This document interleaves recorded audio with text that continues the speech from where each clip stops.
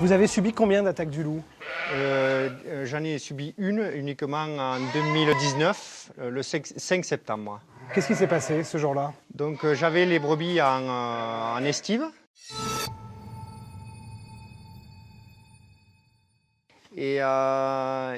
Donc là où elles pâturent l'été, les brebis. Donc en plein air, je les laisse la nuit dehors. Bon, c'est parqué avec une clôture. Mais il se trouve que ce soir-là, comme tous les soirs, j'allais voir mes bêtes et je me suis trouvé nez à nez avec le loup en rentrant dans le parc. Vous avez perdu combien de bêtes ce jour-là? J'ai trouvé une brebis à moitié morte.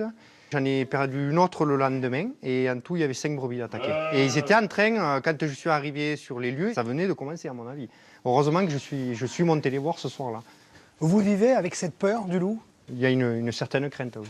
D'ailleurs, quand je les ai là, autour de la bergerie, le soir, je les rentre, les brebis. Où je vais les voir 3-4 fois par jour. Ça bousille, quoi, parce qu'on n'élève pas du bétail pour qu'ils soient massacrés comme ça. Allez!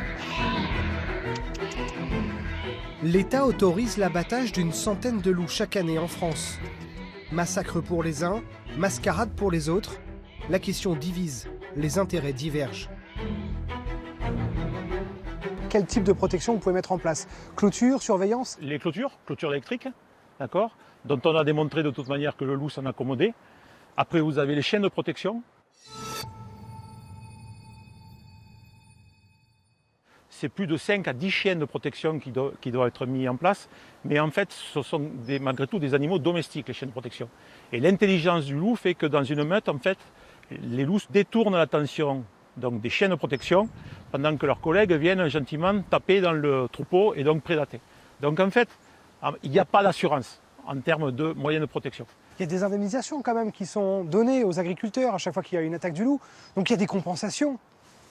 La compensation, elle ne peut pas prendre en compte le poids qu'on inflige en termes de psychologie, en termes moral, sur des éleveurs, il faut bien le comprendre, qui aiment leurs brebis, leurs troupeaux, je veux dire, au même titre que membres de leur famille.